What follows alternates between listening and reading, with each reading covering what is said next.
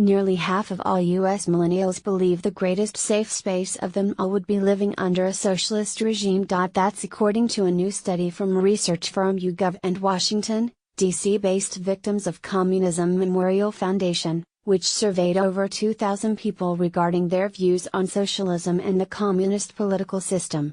The biggest takeaway from the study was that 1 out of every 2 millennials surveyed said they would rather live in a socialist or communist country over a capitalist democracy like the U.S. Millennials now make up the largest generation in America, and we're seeing some deeply worrisome trends, Marion Smith, executive director of the foundation, said in a statement to Fox News.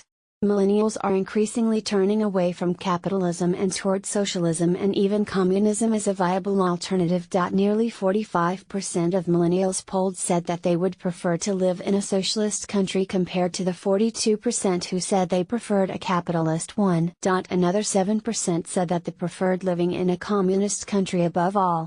The findings show that the percentage of millennials who prefer socialism over capitalism is a full 10 points higher than that of the general population. Reuters/Usle Marcelino. By comparison, over half of baby boomers polled favor capitalism, compared to 26% who support a socialist system. The report also found that 1 in 5 Americans in their 20s consider former Soviet dictator Joseph Stalin a hero, despite his genocide of Ukrainians and Orthodox priests. Over a quarter of millennials polled also thought the same for Vladimir Lenin and Kim Jong-un.